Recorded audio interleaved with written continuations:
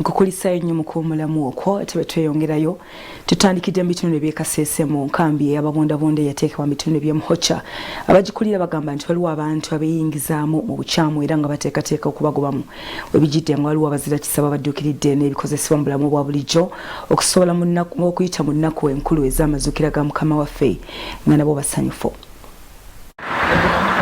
Abebbirira ne bayingira enkambi z'ababundabunda e Kasese mu Muhokya bagenda kugobwamu okusinziira ku bakulembera disitulikiti. Abantu abasenzebwa mu nkambi kyava ku matabaga kuba Kasese mu Meeyi wa 2020 amaka 228 ne gasaanawo. Ab'ekisa okuva mu Hima Town Council babatwalidde ebikozesebwa omuli emmere n'ebirala bayite mu nnaku ez'amazuukira. Abakulu beebuuza ab'amaka 10 abeeyongeddeko gye baava nga bakubagobamu kuba bakalubiriza abalala okusinziira ku Joseph Isingoma akulira ebyokuteekerateekera disitulikiti. So if you are there, you are not among the categories I've mentioned, just know that you are there illegally.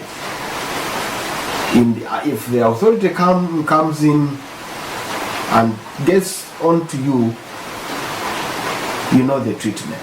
So if you are there and you know that you are involved in such as hackers, I will say hackers, please sort yourself before they sort you out. Enkambi eno etudde ku bugazi bwa yika 30 wabula abasookayo ate baleese abooluganda lwabwe okuva mu bitundu ebirala ebitaakosebwa olw'okuba ebikozesebwa ng'emmere bibaweebwa buweebwa. We are informed that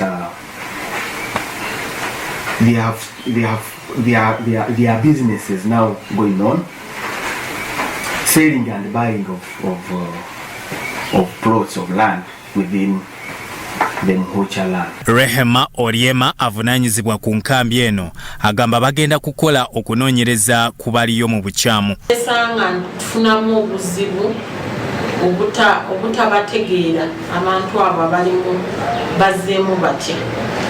Naye nga abakulembeze olwaleero tubadde tulina meeting ne tuyita bannannyini bifo ne tubagamba tetukyayagalamu bantu etutamanyi mu kkamba. Ababayambye bwe bati bwe boogedde ku buyambi bwe bawaddeyo.